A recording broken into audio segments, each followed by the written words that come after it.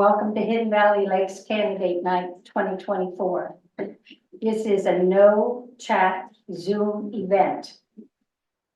I am Jenny Boyer. I am the current chair of the election panel. I'll be the moderator this evening. Doug Gabbard and Rich Gannon are handling logistics. Bobby Klopp is our timekeeper. Dennis Palmer is our peacekeeper. He's on security. I see a couple members of the board, and there are several folks out here in the audience, and thank you for coming and welcome to all of you. We have 3 candidates who have volunteered to run for the 2 positions that are available on the board. This evening, Chris Fox is unable to attend, so we have Matt and Jeff. Each candidate will have the maximum of 3 minutes to introduce themselves. The residents of Hidden Valley have submitted these questions. The candidates have received a copy of these questions, and the candidates get 2 minutes to respond to each question. Now, the format for this evening will be 2 separate parts. The first part, the candidates will be asked to respond to a series of questions. That's 6 in total. The second half, the candidates will randomly choose a question and respond. Okay, I think we've got the business end figured out here. Let's go on for the introductions. We do this alphabetically, so that would be Matt. Would you go first, please? Sure. You have 3 minutes. Thank you. My name is Matt Houston, and I've owned property in Hidden Valley for the last 12 years. I've had my home here for the last 4 years. Previous to that, I lived in Bright, and we had lakefront property that we would use to keep our boat at. I graduated from Indiana State University with a finance degree. I have a master's in business administration. I got my start in business and sales. I bought a business out of bankruptcy in 2004. I turned that company around. I moved it to Indiana in 2006. I sold that business in 2012. I continued to work there for the next 6 years in a variety of different capacities, but mergers and acquisitions being one. In 2018, I started a healthcare business. I now own and operate nursing homes in Indianapolis. In addition, we have 3 restaurants and various commercial real estate throughout Dearborn County and Cincinnati. I love Hidden Valley Lake. I think it's an incredible place to live. I think the amenities are amazing for the price. I'm going to bring a fair amount of knowledge when it comes to fiduciary responsibility, financial responsibility, budgets, holding people accountable, managing departments, vendor management, supply chain management, you name it, all the things that I deal with every day, in addition to managing several hundred employees. So I'm looking forward to this challenge, and I have 3 kids of my own. I have 2 stepkids in the house. I'm currently engaged to Chelsea Mapes, if you want to raise your hand, Chelsea. And we're getting married summer after next when the kids are all out of school. So that's a little bit about me. Thanks, Matt. Janice? My name's Jan Messer. I've lived in Hidden Valley for about 10 years now. I moved down here because my son moved here, and I was originally from Western Hills. I went to Seton. I have an associate's from Seton and a bachelor's from Wilmington. I worked at Dearborn County Hospital for 20 years in plant operations and various other jobs, type radiology reports and things like that. And then I went to Cincinnati Children's Hospital, and I worked in nephrology and hypertension first as the admin to the director. And then I went to house staff, where I learned about residents and fellows and all the different disciplines there are in the healthcare. And then I went to orthopedics, and I took care of their fellows. Fellows who were doing their pediatric experience for 1 year, and also the residents that from the University of Cincinnati and from all over the United States that came in to do anywhere from a 3 to 6 month pediatric experience in orthopedics. none of them were born into orthopedics, but they all had a do pediatric experience. So then I worked at, Dearborn for 20 years, and then I worked at, Cincinnati Children's for 20 years, and I had 10 years miscellaneous experience, so, then I retired 5 years ago, and, then COVID hit, so I didn't get to do too much for a while, but now that it's, over, I just decided to try something different, so I thought I would sign up for the board. And I've never really done any management experience myself. I've always been, the assistant to management. So, what I can bring to the board is I am pretty practical and I do ask a lot of questions, so. And she's a fine, awesome conversationalist over coffee. Thank you, Dennis. Okay, candidates, thank you for sharing with the audience. And now we're going to move on to questions. Remember, these are questions that you, the residents of Hidden Valley, have submitted. Okay, so we do this alphabetically. Guess who's first? Sure. First question, do you Wait a believe, minute, Matt, Yeah. I'm asking these questions. oh, sorry, you asked those questions. I ask these questions. You get the next. I gotta read the other ones. Yes. Okay, Yes. Okay, are you ready? I'm ready. Okay. Do you believe that hvlpoa's current financial position requires finding other sources of income? If so, what possible sources do you suggest? I've never run a business that didn't need additional sources of income. Could you guys use additional sources of income? Yeah, so this is an obvious yes.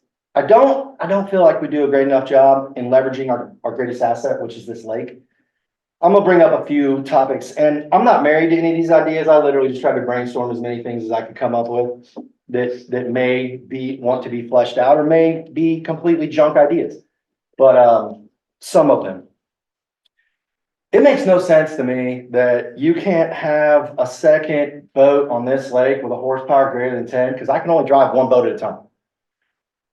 So why don't we take advantage of that? There should be a surcharge. $500, $1,000, if you want a second boat on this lake with above a 10 horsepower motor. Again, I can only drive one at a time. So what's it matter? And if I want to have two boats, if I want to have a pontoon with a 150 horse motor, and I want to have a runabout with a 150 horse motor, I should at least be given the option to pay for that right. And I just think it's money being left on the table. How many people are on the wait list right now for a dock?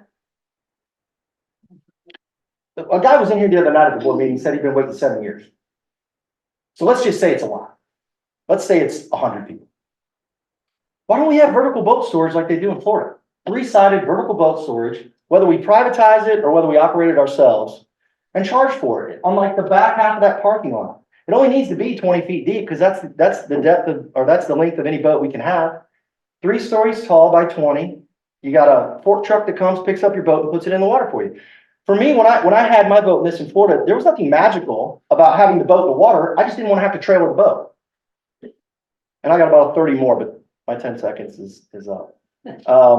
Ironman races, Spartan races, drag boat races, gas at the ramp, wake surfing competitions, wakeboarding competitions, skiing competitions, rowing regattas, pickleball tournaments, and basic storage facilities. I got a million of them. Okay, Janice, can you answer that question? Do you want me to repeat it? No, it's fine. Okay. It's really hard to know what or predict how much income we're going to need without knowing what the current board already has assessed will be necessary for the 2024 dues this year. Dues increases seem to be reactionary, and it would be nice to step back and look at where we are and what we need and not get continuous surprises like assessments. And I do think we need to take a look at the amenities, balance our revenues so we can perform our annual maintenance and provide maintain common areas before we do anything else. We need to make sure our agreements with both the golf course and Willie's were updated and provide mutual benefits for everybody, all parties. I think we should look at all our in-house expenses and verify if we're getting the benefit of our investments there. And the bottom line is, if we want to remain private, the cost to, if we want to remain private, the cost to do that falls squarely on Hidden Valley Lake property owners. And the way we can guarantee success is by having competent business people helping us make good investments, good long-term planning, and making very smart decisions. Thank you, Janice.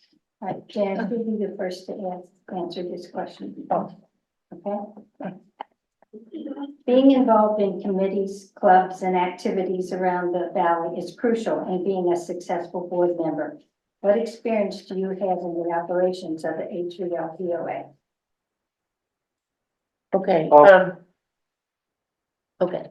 Was it the next question about the golf course or no? They're random. Oh, they're random. Okay.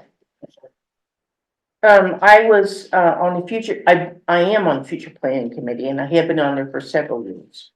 I was on the kayak launch ramp committee, with a few people, and I think that turned out pretty good. And I have been, in the civic club 2 different times, and currently I am in the civic club and I'm the treasurer. And I do like to, shadow the finance committee, because I just love to hear those guys talk about money, so. That's about it.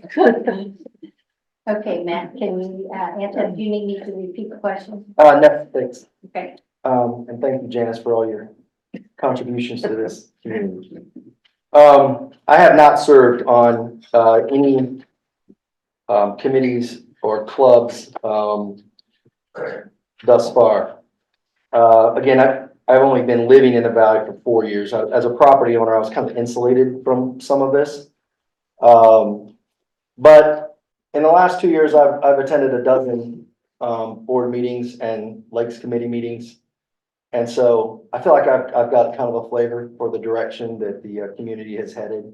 I've attended some civic club events, the luau and the tie up, and it's awesome what those guys do. But the honest answer is, for the last 12 years, I've been raising 3 small kids and building a business. I only feel like in the last year, I've had enough room to breathe now that I got 2 going off to college, and my kids are heavily involved in sports. But I got 2 going off to college. The businesses have stabilized that we started a few years back, and so I feel like I have the time now to commit to it, and so that's why I'm here. Okay, thanks, Matt. Now, your boy asks this one first, Matt, okay? Okay. This one is in the topic of safety and security of major importance in our community, which has led to the subject of HVL returning to a gated community. What would you purpose of HVL implement to improve these 2 areas? So I've lived in a gated community where you had barcoded stickers on your car in order to gain access, and if you didn't have the sticker, you had to stop and talk to a security guard who would then figure out whether or not you are on the approved contractor list or you're on a visitor list or whatever.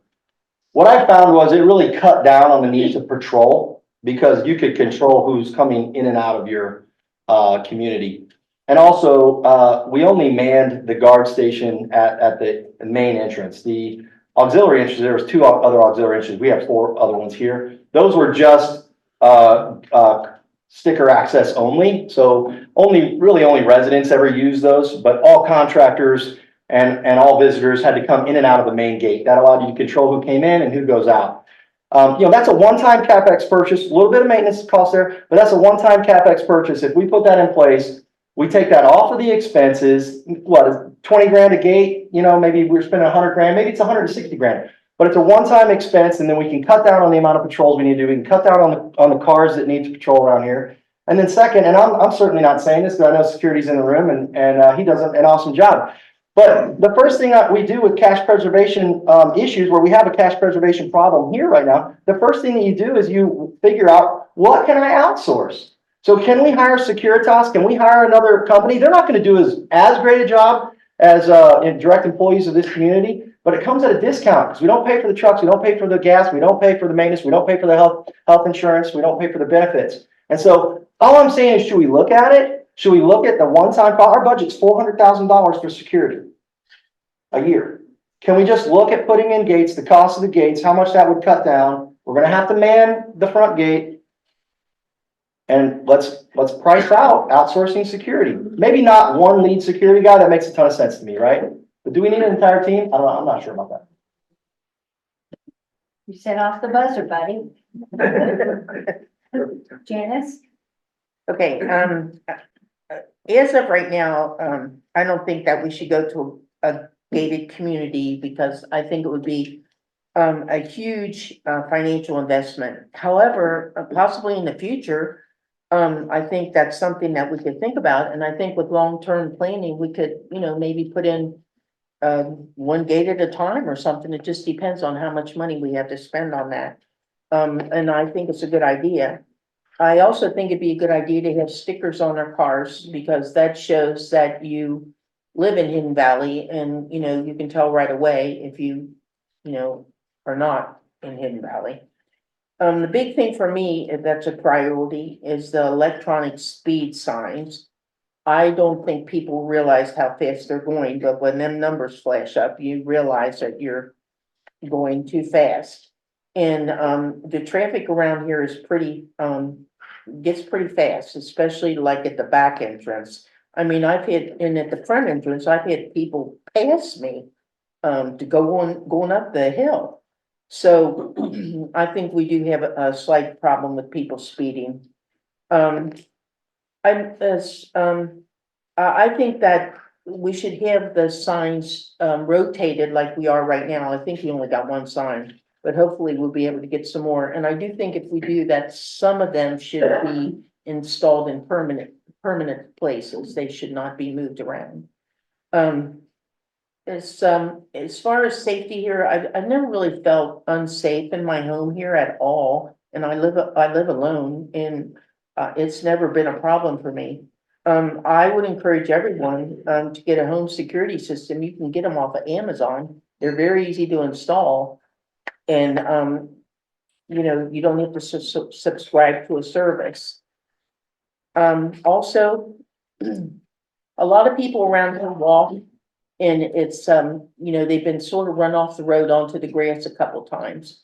So I think we need to think about, the safety of people walking, that kind of thing. Okay, thanks, Janice. All right, Janice, this question goes to you first. Should the hvlpoa be run like a business? If so, why? Would you say that who are the customers and what would be a measure of a healthy business? Yes, of course, I think that we should be run like a business. That's why we need good business-oriented people here. Everybody here has a lot of money invested in this place. And if you want to protect your investments, you need to have qualified individuals looking after your interests. The customers would be the Hidden Valley Lake property owners, vendors, neighboring communities, local and state political parties, police, fire, and utilities.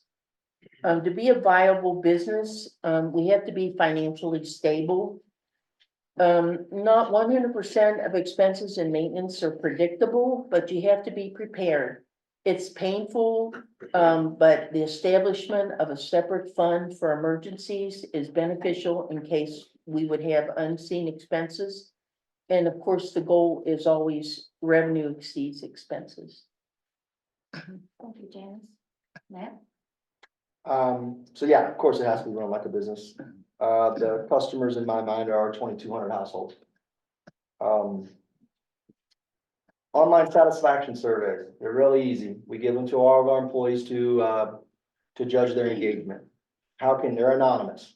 How can we improve our management of our businesses? How can we improve the management of this community? That'd be something I would institute, relatively inexpensive and immediately. We have operating budgets, but we don't have CapEx budgets. We don't have capital expenditure budgets. So meaning if we need a new lawnmower, if we need a new tractor, we need a new truck, we do not have a budget in place in 2024 to deal with that. It's basically just, I don't know, do you think we should buy it? That you can't operate a business like that. A business is run when a year ahead of time, We put forth our best effort of what we think we're going to need. That is debated, usually at the board level. And then that budget is set and we don't waver from that budget. If we need something, we outsource it until it gets into the budget. That's how you run a company. Otherwise, you run out of money, you run out of resources, you make people upset, you're inconsistent, all these things, right? And then as far as like a good measure of a sound business, banks use debt service coverage ratio. If I go to the bank and I say I want to borrow $10 million and the mortgage on that $10 million is greater than my net operating income, it's a no-go. And then what's that ratio? It's usually 1.1 to 1.2 times, meaning if I got $1 million worth of debt payment and I'm not bringing in at least $1.2 million in income, in net operating income, I don't qualify. And so if that's the measure in the business world, why isn't that the measure in our community? So if we're bringing in $4 million a year, we can't be spending more than 3.5, 3.6, right? Otherwise, you run out of reserves, you run out of money. So look, I don't have all the answers there, but I'm going to dive into it, and I want to hold it accountable like it's a business. Thanks, Matt. This question starts with you, Matt. Are you in favor of or opposed to wakeboard / plowing on the POA main lake, and why? I'm going to read it because I only got 3 minutes. You have 2 for the question, 3 for introduction. Oh, 2. I'll get 2 minutes. I'm already used 15 seconds. I'm in favor of wake surfing with the High Wave Task Force recommendations led by my good friend here, David Jeffco. A ban doesn't make sense. The compromise proposed now does not make sense. On behalf of the 21 lakefront property / boat owner that owned boats, wake boats, I sat down with Lakes Committee and tried to hammer out a compromise that both sides agreed to. We came up with one. We submitted it to the board. In fact, the Lakes Committee members submitted it to the board, and it didn't get any traction. It didn't go anywhere. Then we submitted a different compromise that was more favorable to people who want to use or want to see less boat traffic during the middle of the day. That also didn't get any traction. And we even wrote it in the form of a bylaw change. And again, this was representing 21 people that own wake boats. Finally, the board is in possession of the High Wave Task Force recommendations, and also those were not reflected in the compromise that was put to ballot. So I'm not sure how the board thought to only allow surfing or wake activities where people were either at work or at church. The current proposal's noon to 6 on weekdays and 9 to 12 on Sundays only. I mean, it's a ban. And so for that reason, I think it needs more work. I want to put more work into it, and I want to bring both sides of the table. I had the fishermen that were a part of the Lakes Committee agreed to a compromise. If we could just finesse it to make the lake calm during the middle of the day, especially on the weekends, no wake surfing on federal holidays. We are so close, but we're not quite there. I support a compromise. I want the compromise. I just want it to be fair. And finally, I just say vote neither on your ballot, because really neither option gets us where we need to be, but we're really, really close. Janice? As the face of this community, Hidden Valley Lake should make sure that all people can enjoy the lake in a safe and practical manner as possible. If everybody who lives here went to the pool at the same time, it couldn't handle all the people. If everybody who lives here went to the golf course at the same time, it couldn't handle all the people. And if everybody went to the lake at the same time, it couldn't handle all the people either. It doesn't mean that there can't be times when all can participate, including wake surfing. However, we need to designate specific times for each activity or limit all activity. In my opinion, based on the congestion caused by the number of boats that are on the lake at one time, this is where the real danger lies. Thank you, Janice. Okay, this is the last of your 6 questions, and Jan, you will answer this first. As a community, we have all invested in our beautiful golf course. However, as one of our assets, it seems to be way underused. Of course, during golfing season, it's very busy, but what about off season? do you see could be a revenue generator during these off-season times, and if so, why? Okay, I think that a lot of the neighborhood perception is non-members still are not welcome. If memory serves me, the bar that we have in that building was a pretty significant investment. So why isn't there a bartender in there tending the bar? I've never seen one in there ever in the 10 years I've been here. If we're not using this, then we should sell it. It would probably be it's a beautiful bar. It will probably be bring a nice little sum of money to the golf course that could be used someplace else and free up some space in there. I think people would be more inclined to stop in if they have an alternative option, if we keep the bar, that could have something, they could have something to eat and have a drink at the bar. And it would also be nice to have a little different menu than what Willie's currently offers. Some different items. It would just give them an alternative option where to go. And I think if, we could do rentals for like private parties, like birthdays or baby showers, if this room isn't available to have it, or if it hasn't been, if it's been reserved for something else. I also think that we could do things like bingo and pool tab events. We'd have to apply to the state, but bingo brings in a lot of money and everybody likes bingo. And then I think we could probably have, like specialty nights, like casino nights, things like that in the off season. Okay, thanks, Grant. So, Matt? I know the question specifically about what would we do during the off season, but I do feel the need just to say one thing. The facilities are in a huge need of an upgrade. So, again, capital expenditures, upgrades, creating the right debt structures, and then making that cash flow is kind of my thing. I would love to work with the golf course on that. Just, reaching out to them and helping them through that. But if those facilities were upgraded to include things like golf simulators, event space, you could generate a lot of off-season revenue there. Cross-country skiing events. I mean, there's certain things that you can do, especially just on the paths and walkways and whatnot, that you wouldn't tear up the golf course. But I mean, think about it. In the area around here, there are no country clubs. There is nowhere to go to play high-end golf. I'm not sure how many of you played at Sugar Ridge. I played there a lot last year. Those facilities are a dump.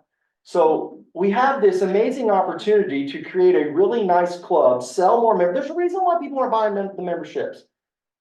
Nobody wants to go in there, right? We have this awesome opportunity to create a really, really nice facility that's kind of state of the art, that has golfing simulators, kind of like a Top Golf type of event, and that you can also use for event space. Shift gets a lot of events. It gets a lot of bridal showers and weddings and things like that. Why? There is no event space in this county. It's affordable. There's a little bit in Morrisburg, but it's pricey. So I think there's a lot that could be done with the golf course. The problem is I don't know how much say we have in that, but I would certainly be willing to help. Okay, thank you. All right, now we're moving on to the second portion of the program. And this is where the candidates will choose a question out of the bowl and answer. And then we will work it back and forth between the two candidates. So, of course, it's alphabetical. So guess who? Pick one, buddy, pick one. This is the one I read. Okay. That's the one I read, Oh. yes. It's a good one for me. The litigation that's been threatened. So we get to talk about it a little bit. The POA, which is incorporated in the state of Indiana, is designed and governed as a democracy in which the requirements of the majority of the residents should take priority on questionable issues. Do you feel that this is how the POA is handling issues that have arisen recently? The obvious answer is no. And I don't currently believe, but I am open to the discussion. I don't currently believe that our bylaws are in line with the statutes of the state of Indiana on how a POA changes bylaws. I paid out of pocket a lot of money for a large law firm in Indianapolis to research this issue in 2021. And we came away with, and I'm not saying it's 100% correct, and I'm not saying we're the only authority on this. Jared Eubank has his own opinion on this. I think that we are slightly not in alignment with these statutes, and here's a good example.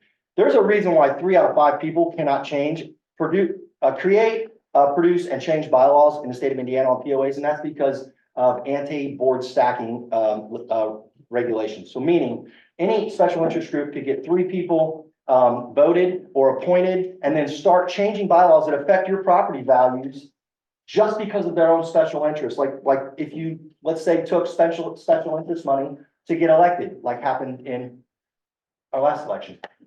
And then you use that money to get yourself elected, and then you promote only those special interests.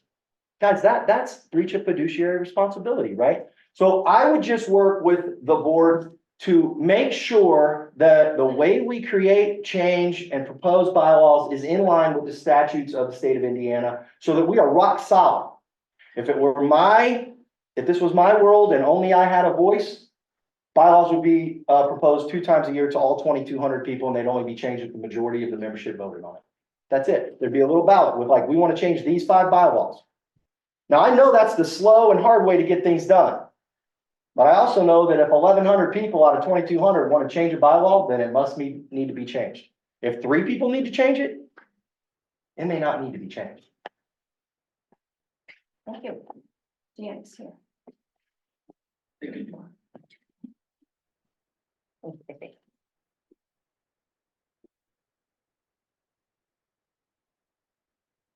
Do you feel that the Hidden Valley Lake POA provides adequate lake patrol? If not, should additional personnel be hired and or additional boats be used? So I've heard a lot about the different, how people feel about the Hidden Valley Lake Patrol. I think that if we hire them to do a job, we're a private organization, they should be able to do the job. If they have somebody out there who's a bad actor, they should be able to issue them a ticket. And if they don't leave or do what they're told, then we can call the cops and they can come and remove them. And that they should get a fee or, for breaking the whatever rule they broke. And that's just the way it is. But I think that there's been a lot of people saying that the Lake Patrol isn't able to determine if they broke a law or something, or if they're doing something wrong. So I think that we need to make sure that the people who are on the Lake Patrol know what they're doing and know what they're looking for. And I don't know anything about the Lake Patrol. I don't even know who they are or anything. I can't even get on the lake. So, to me, I think that if we hire them, that they should be able to do the work that they're supposed to do. I guess we just have one boat. And one vote. Yeah, I really don't know if we need to or not, but I think that if people have cameras and people have phones and they see somebody doing something wrong, then they need to take a picture and report it to the Lake Patrol so that they can take the action that they need. I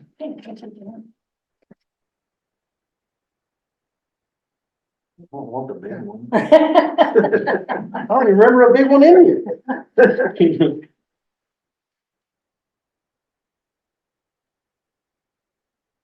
Streets, right? The POA has been attempting to implement a plan schedule for maintaining the surfaces of the HVL streets, parking lots, and walking paths. Unfortunately, costs have been steadily increasing and has altered the frequency of being able to accomplish a complete repaving cycle because of POA financial problems over the last few years. Does this count towards my 2 minutes? This is all one. The annual budget to maintain this plan is usually sacrificed to cover expenses in other areas. Do you think that the condition of our streets, parking lots, walking paths are important enough to rethink the maintenance plan, which now seems to change on a yearly basis? Yeah, this is probably the biggest thing we face. Because 5 or 6 years from now, our roads are gonna be undrivable. And so how would you tackle this if you were running a company where maybe all of your trucks were about ready to come to the end of their cycle or into their useful life? You wouldn't try to figure it out when they've all broken down and you can no longer generate revenue. You'd figure it out 5 years before that, have a reserve in place to meet the needs of the new vehicles you're gonna buy. It's the same thing with roads. I know we know what they cost. We cannot rob that money for special interest. That just like, it's like saying, I'm gonna wait until I'm 65 to start saving for retirement. You save $200 out of every paycheck your entire life so that you have the money when you need to retire. It's the same thing with these roads. We gotta start right now. So if it's $5 million and we need to save $1 million a year, now that's probably high, but you get what I'm saying? We need to figure out where we're gonna cut to get that $1 million saved every year to meet the needs of our roads. And you know what? If we have a little recession, we gotta drop in the price of asphalt. Let's be strategic in how we pick to do it, right? But you don't redo it. You don't do it while prices are at an all-time high. My guess is there's a fair amount of things, deferred maintenance items that are being handled like this that are just not getting paid attention to until it's an emergency. We don't have a CapEx budget. Just think about that. Let that settle in for a minute.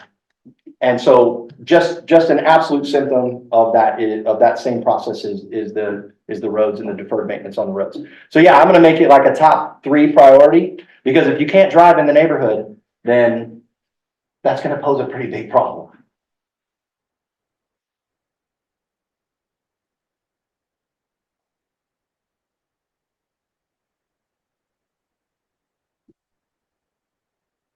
During this time of controlled inflation, what are your thoughts for controlling Hidden Valley Lake POA expenses?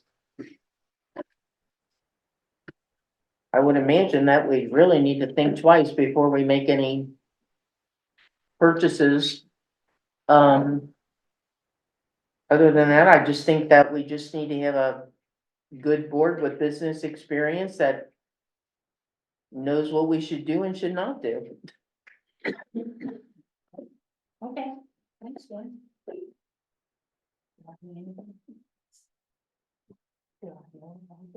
There's no big one here. Should there be a POA policy that any hvlpoa board member who is convicted of a felony or instigates legal action against the POA while in office shall immediately vacate that office? I'm just getting the perfect one. Jenny, put them on top. You see that? Do you see that? Listen, it's our right to take legal action against a group of people that we feel are wronging us, right? So know that you should be able to take legal action against this POA at any point. If you lose, I'm not sure how many of you are involved in lawsuits, but if you lose, you pay the legal fees. The losing party pays both parties legal fees. Okay, so that thwarts frivolous lawsuits. But to take away that right, or to say that you can't lead this community if you don't agree with prior policies or the way things have been done prior, that's insane. Listen, right now, there's 5 people on this board and 3 of them can do anything they want to create anything they want, right? So you're telling me if you're in the minority on that and you feel like something's being done illegally against the statutes of the state you live in and you're being wrong, you can't sue the board or you can't sue the POA? Come on. If I lose, I'm paying, right? And if I win, I'm not asking for monetary damages. And probably the person that sues wouldn't either. They just want to get it right. Convicted felons, that's something different. Yeah, I would be in favor of not allowing convicted felons to serve on our board, or really any committee. I really don't want convicted felons in leadership positions in our community at all. So, but as far as our legal right to take action, that's why we have a judicial system, and it needs to remain there. Thank you.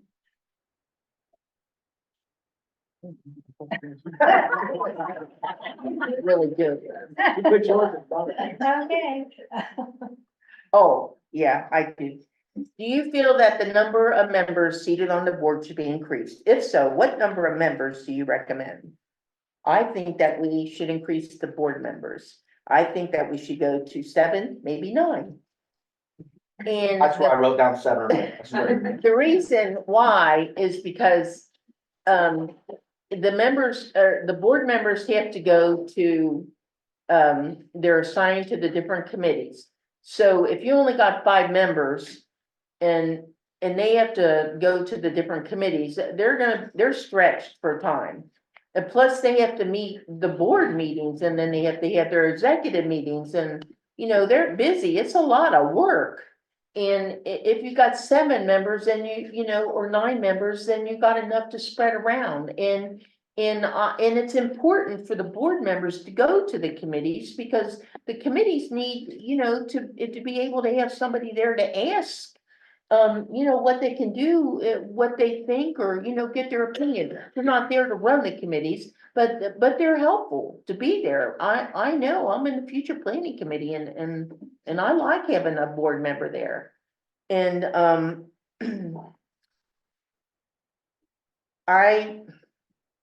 I just think that, it puts, a lot more people together that have a lot more ideas and a lot more suggestions on how to handle problems. And, it just, makes everything so much more diverse. And I think it would be to our benefit to have more members, really do.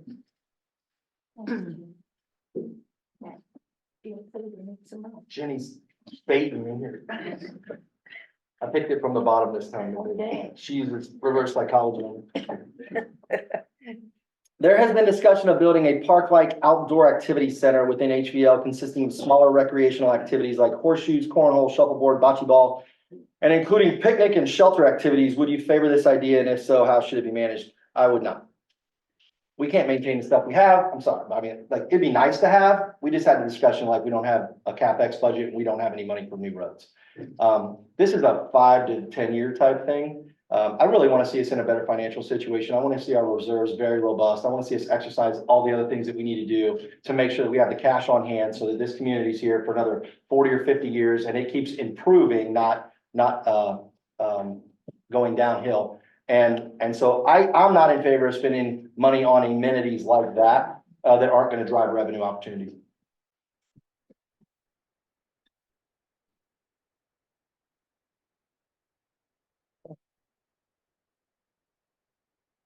Poor boating behavior on the main lake is a still persistent problem.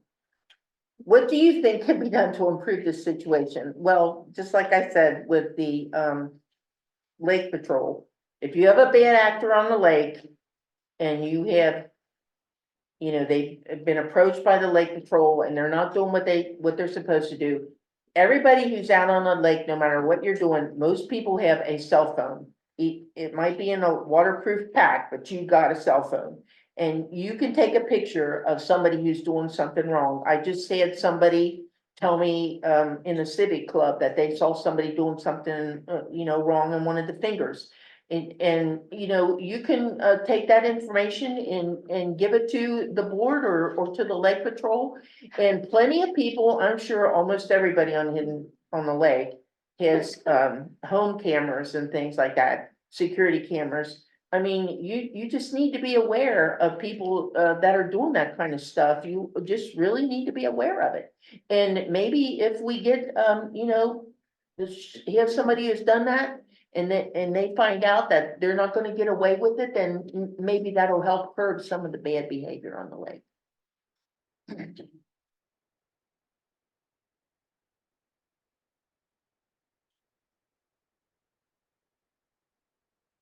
Do you feel that hvlpoa provides an adequate number of security and safety patrol personnel to meet the community's requirements? If not, should additional personnel be hired, or do you feel, do you support other methods to improve safety and security? I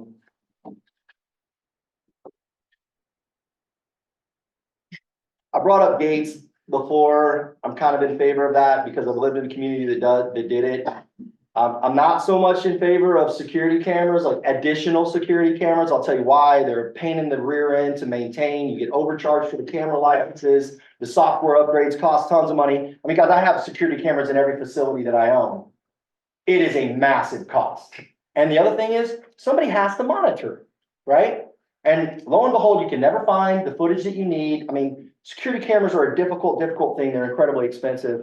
Additional patrol, I don't know, I really want to see how we patrol, how many people we have on patrol now, those salaries, how much we spend on trucks, the maintenance of those trucks, the gas of those trucks. Are there cost-effective solutions to meet the same level of safety that we currently have? And maybe do something slightly different. I mean, to just say, yes, we need more, or no, we don't, is pretty off the cuff, and I don't know that it does the issue, the diligence that it needs. But I can tell you, I have benchmarks for what this stuff should cost. I spend money on this stuff all the time, so I have a good idea of what we should be spending. And I've certainly outsourced it, and I bought camera systems, and I bought gates. So, this is all stuff I have experience doing. It's just all going to come down to dollars and cents, and whether or not through a customer service satisfaction survey, we feel like you guys are safe. And is there an issue with safety and security? I don't feel it. I feel safe. Janice says she feels safe. So I don't know that. I was in a car accident in Hidden Valley last year, and patrol never came. I had to rely on Dearborn County Sheriff to come after 45 minutes. So I don't know, maybe we did need extra patrol that night. But like I said, I gotta look at it.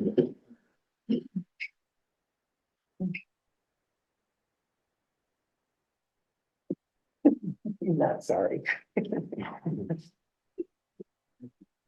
Oh, do you think it's time to implement a modernization of the appearance of the front entrance area on State Line Road to make it more representative of life in Hidden Valley as it is today? Absolutely. I feel that it's very important that we do something about that if we can. Yeah, that wheel it just needs a lot of work, or it needs to be relocated someplace. I just don't, it's okay, but. For prosperity's sake. I mean, it's good. It needs to be relocated. And I think, we could take, when we have the money, I think that's one of the things that we should focus on. We can take ideas from the community of, like they would like to have the sign, how have the sign redone. Or we can get, plans from landscaping. I mean, it's not gonna be, cheap, it's gonna be an expense. But, I really think that it would really make Hidden Valley look much more appealing. Than it does right now. Even though we all know it's great in here. Maybe somebody driving up the road and see that wheel might not think it's so good.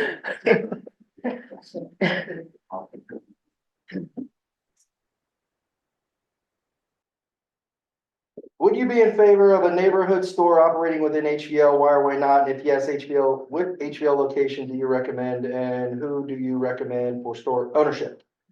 So again, this isn't something that I would be in favor of funding. It's something that I would definitely consider a lease operation type agreement like we have with Willie's. I'd love to see this incorporated with fuel on the lake. Not having gas on this lake is kind of a pain in the rear. Little general store where you can get gas for your boat, and you can pick up, milk and easy supplies, or you get gas for your car. I kind of get tired of driving to Lawrenceburg or Bright to get gas. If we had a little gas station down here by the marina in some of that excess area with a little general store and fuel for your boat, I think it'd be pretty cool. But again, I would be strongly opposed to HVL owning and operating it. We could absolutely lease the ground and have somebody else bear the cost of the facility and the maintenance and operating it.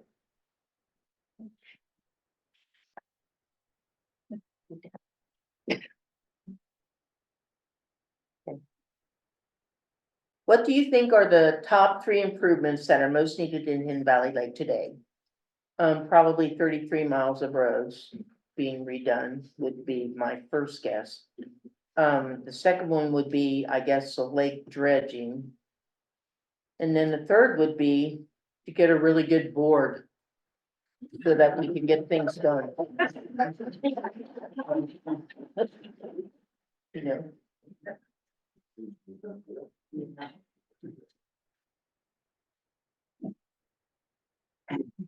The hvlpoa has applied for the right to establish a not-for-profit 501c3 entity operating within HVL. Are you in favor of this application? And if so, what benefits do you feel the POA may recognize from this strategy? So, I've never ran a 501(c)(3). I've certainly worked with 501(c)(3)s.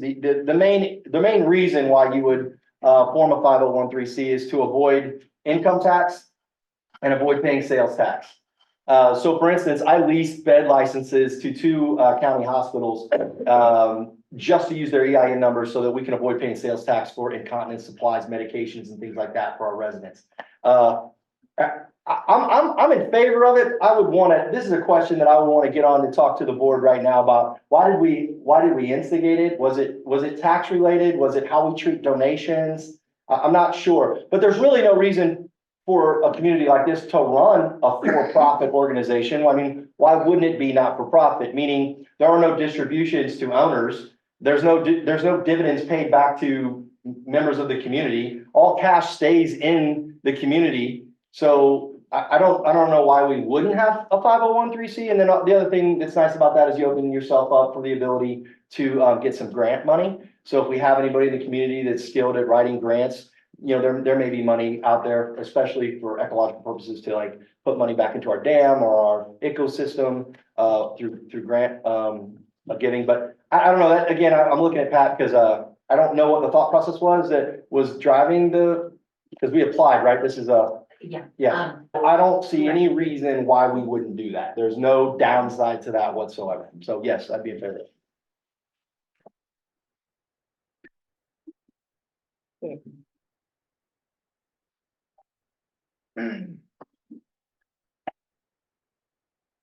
Speeding on the streets and roads in Hidden Valley Lake is an ongoing problem, which I agree. How do you think this problem can be effectively addressed? Electronic speed signs is one thing.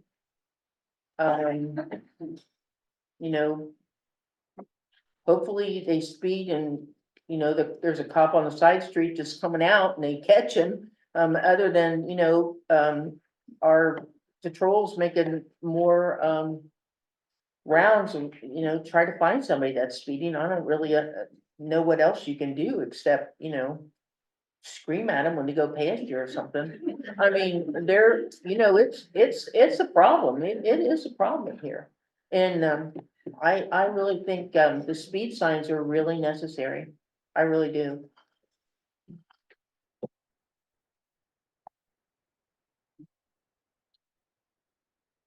We're gonna get through these all, aren't we? I think so. We're going through that. In recent years, the hvlpoa board has experienced resignations, which results in that former member not completing their term of office. The current bylaws policy gives the remaining board members the authority to appoint a qualified person to fill that vacated position for its current term. What is your opinion of that policy and should it be revised? I don't like that policy. I do think it needs to be revised. Again, this goes back to the stacking of boards. Initially, we had 6 people run for the board. I know I get it that we're down to 3, but 2 are going to be selected. But somebody put time and effort into running for the board that's not going to get selected. And why wouldn't we go to that person first? Why wouldn't we just call that person and say, hey, because you threw your name in the hat, you went through all the trouble of answering all the questions, you sat here, you care enough about the community, you get first right of refusal on that. Or if that person says, no, we don't have no, run a quick special election. We can go, especially if we have 7 or 9 board members. There's another reason why we need more. We can go 2 or 3 board meetings. We got a board member right now that's in Florida that hasn't been to the last 2 or 3 meetings. So we can go a meeting or 2 without a position being filled while we run a quick special election. Yeah. And because I get it, maybe the person that you want to ask has moved or no longer interested, but run a quick special election. It probably shouldn't happen all that often, but if it did happen, they definitely should not be hand selected.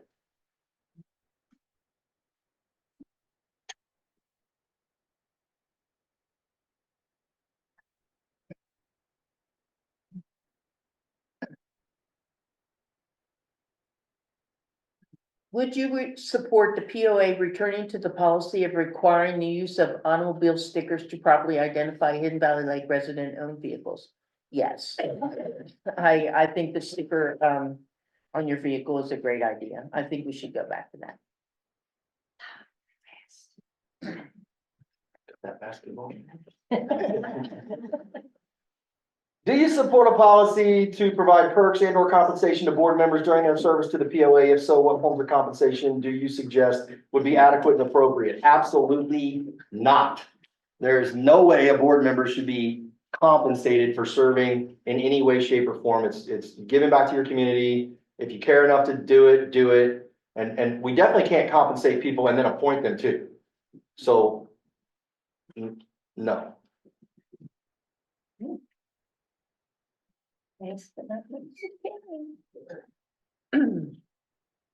Currently, the Hidden Valley Lake subdivision has a very few fire hydrants installed, which leads to personal safety, home